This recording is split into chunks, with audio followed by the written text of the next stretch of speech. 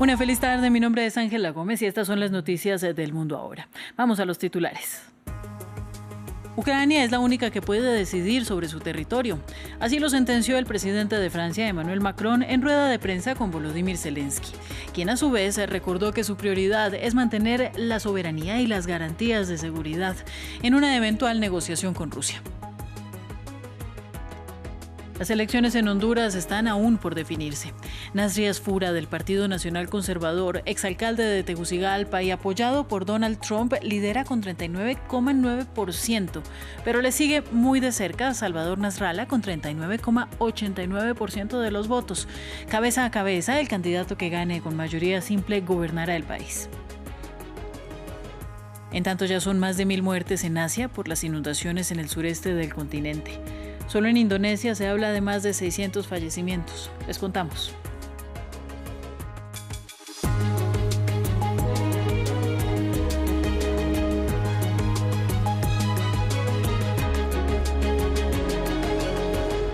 Volodymyr Zelensky se reunió en París con el presidente Emmanuel Macron.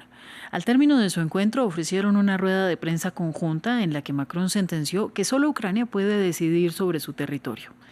A su turno, Zelensky dijo que se concentra en la soberanía y en las garantías de seguridad frente al plan de paz de Trump que sugiere la pérdida de territorio ante Rusia. Nos lo ampliaba nuestra periodista en París, Natalia Ruiz.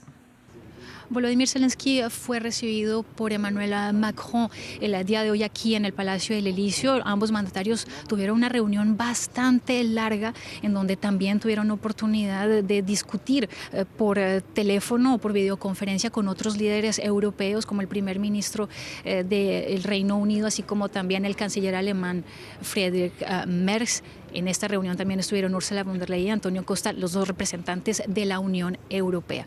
Pero no solo eso, también discutieron con los dos enviados, el de Ucrania y el de Estados Unidos. Se trata de Steve Witkoff y de Rustem Umerov, quienes estuvieron en una reunión importante el día de ayer allí en la Florida junto con Marco Rubio.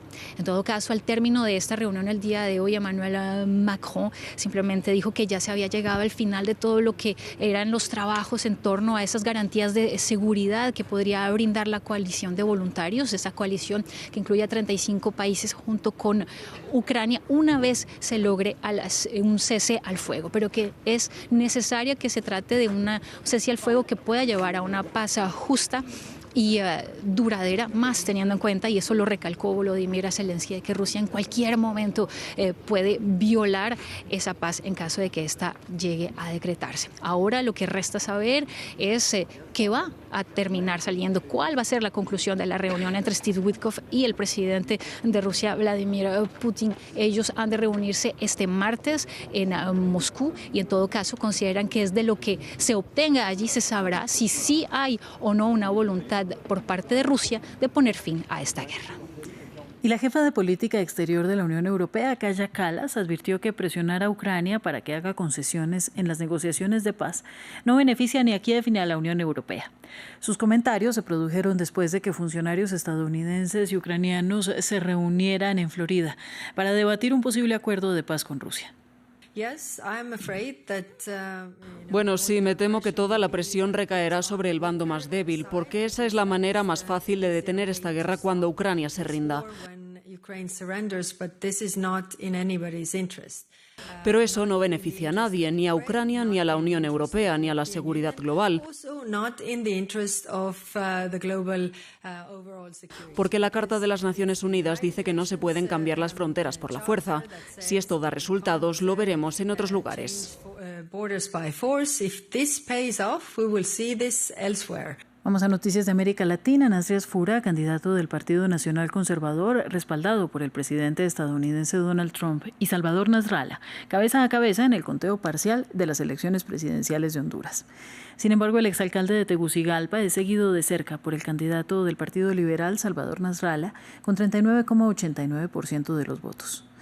Lizy Moncada, del Partido Gobernante Libre, está en el tercer lugar. El candidato que gane por mayoría simple gobernará. Kenia Torres, desde Tegucigalpa, nos ampliaba.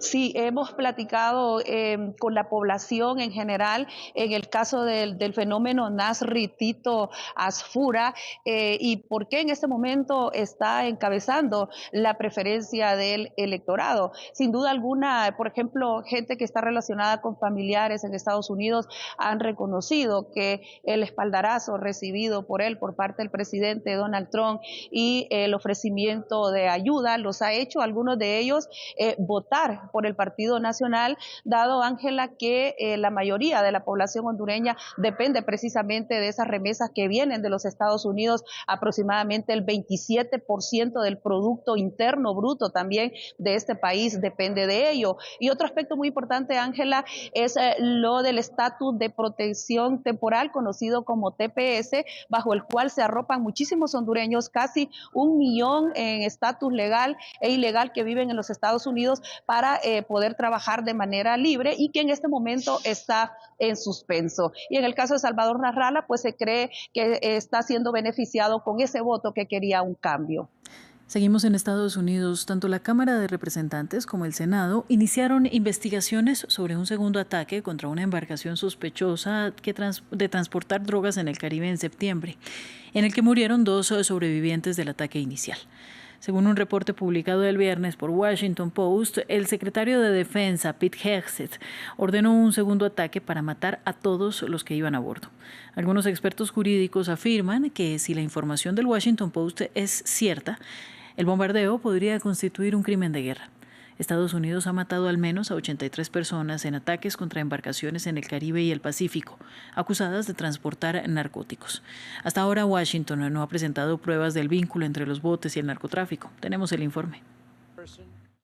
Un informe periodístico que ha aumentado la presión del Congreso sobre el presidente de Estados Unidos. El viernes, The Washington Post afirmó que el ejército perpetró un ataque de seguimiento contra una lancha sospechosa de transportar drogas en el Caribe, cumpliendo la orden del secretario de Defensa de matar a toda la tripulación. Ahora, el Congreso ha iniciado investigaciones sobre el segundo ataque del 2 de septiembre y la supuesta orden de Pete Hegseth de matar a los 2 supervivientes del primer bombardeo, que según algunos expertos jurídicos podría constituir un crimen de guerra. El domingo, Trump negó tener conocimiento del segundo ataque. No sé nada al respecto. Él dijo que no dijo eso y yo le creo al 100%. ¿Hablas de los 2 hombres? ¿Sabes si hubo un segundo ataque que mató a los 2 hombres? Él dijo que no lo hizo. Dijo que nunca dijo eso. El del 2 de septiembre fue el primero en una serie de ataques contra presuntas embarcaciones de narcotraficantes. Hegseth insiste en que los bombardeos son legales. Sin embargo, los expertos de la ONU los han calificado de ejecuciones extrajudiciales, al igual que Caracas, que confirmó que había venezolanos entre las víctimas y anunció una comisión especial que investigará los ataques. Nadie en pleno siglo XXI puede conformarse y constituirse en juez y parte que al mismo tiempo ejecute la pena de muerte de una persona sin que se haya atendido el debido proceso. Humanos, personas vivas, personas que tienen madres, tienen esposas, tienen hijos, fueron ejecutados extrajudicialmente. La investigación del Congreso llega tras semanas de retórica contra el mandatario venezolano Nicolás Maduro y su gobierno. Estados Unidos trasladó al Caribe el portaaviones más grande de su arsenal y Trump advirtió que el espacio aéreo sobre Venezuela debe considerarse clausurado y que comenzará a perseguir a los narcotraficantes por tierra muy pronto. En Asia ya son más de 1.000 los fallecidos y centenares los desaparecidos a causa de las inundaciones catastróficas que afectan actualmente al sureste asiático. En Indonesia, la Agencia de Gestión de Desastres actualizó un balance de al menos 604 muertos y 464 personas desaparecidas. Detalles en este informe. Poco a poco, el agua se retira de esta aldea indonesia en la isla de Sumatra, dejando atrás un paisaje devastado.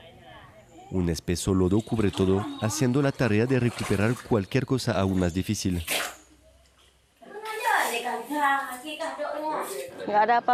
No hubo nada que salvar, solo mi ropa. Cuando intenté agarrar algo, el agua me llegaba a la cabeza. Ya no podía mantenerme de pie, ya me estaba llevando la corriente. En la vecina Sri Lanka, escenas similares de devastación, mientras los equipos de rescate trabajan sin descanso usando helicópteros militares. Ninguna región de esta isla de más de 20 millones de habitantes se ha librado del ciclón Ditua. Ante la magnitud del desastre, el presidente solicitó ayuda internacional y declaró el estado de emergencia.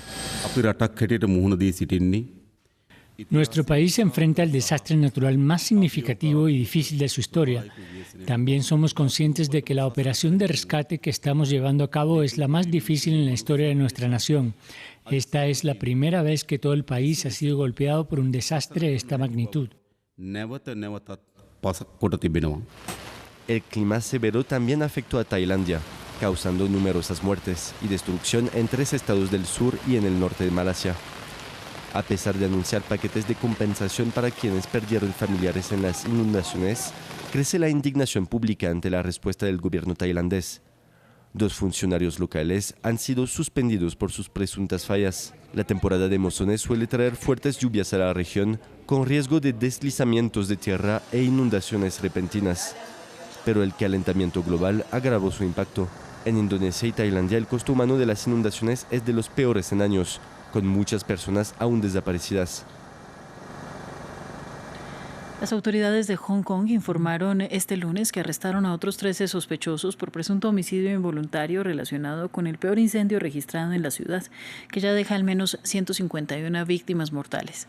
Más de 40 personas siguen desaparecidas y los responsables de la investigación indicaron que las pruebas realizadas dieron como resultado que varias mallas verdes que rodeaban los andamios de bambú no cumplían con los estándares para evitar que se expandiera un incendio. Vamos a África porque el domingo el gobierno de la Junta Militar de Níger anunció que pondría su uranio producido en el mercado internacional. Se trata del último episodio en el enfrentamiento entre el país del oeste africano y la empresa francesa Orano. Los detalles en este informe. El uranio, un elemento muy codiciado, extraído de lo profundo de la corteza terrestre, está en el centro de un conflicto entre el régimen militar de Níger y la firma nuclear francesa Orano. El domingo, la televisión estatal de Níger anunció que las reservas del país producidas por Somaïr se pondrán en el mercado internacional, citando al jefe de la junta gobernante. Níger reclama su derecho legítimo de disponer de sus riquezas naturales para venderlas a quien desee comprarlas bajo las reglas del mercado con total independencia. Somaïr es una subsidiaria de Orano, empresa que en un 90% pertenece al gobierno francés, hasta que la junta la nacionalizó en junio. Estaba bajo la mira del régimen militar desde que llegó al poder mediante un golpe en 2023. En diciembre de 2024, Orano admitió haber perdido el control de sus 3 minas de uranio en el país y, desde entonces, inició varios procesos de arbitraje internacional contra Níger. Rusia también se sumó al conflicto. En julio, el ministro de Energía de Moscú declaró que también su país estaba interesado en explotar el uranio de Níger. Orano todavía mantiene una participación del 60% en sus subsidiarias y anunció en septiembre que un tribunal falló a su favor, ordenando a Níger no vender el uranio producido por Somaïr. Las tensiones actuales forman parte del deterioro de las relaciones entre el liderazgo de Níger y la antigua potencia colonial francesa. Y finalizamos con los deportes porque falleció el extenista italiano Nicola Pietrangeli. El extenista, ganador de 2 Roland Garros y de la medalla de bronce en los Juegos Olímpicos de México 1968, falleció a los 92 años, según informó este lunes la Federación Italiana de Tenis y Pádel. Además, sumó 2 títulos en el Torneo de Roma y un total de 48 trofeos individuales. También fue medallista en los Juegos del Mediterráneo de 1963, donde venció al español Manolo Santana en la final de Nápoles y llegó a las semifinales de Wimbledon. La ampliación de esta y otras noticias usted puede consultarla en nuestro sitio web france24.com. Y en minutos regresamos con más de toda nuestra programación. Quédese. Buenas tardes.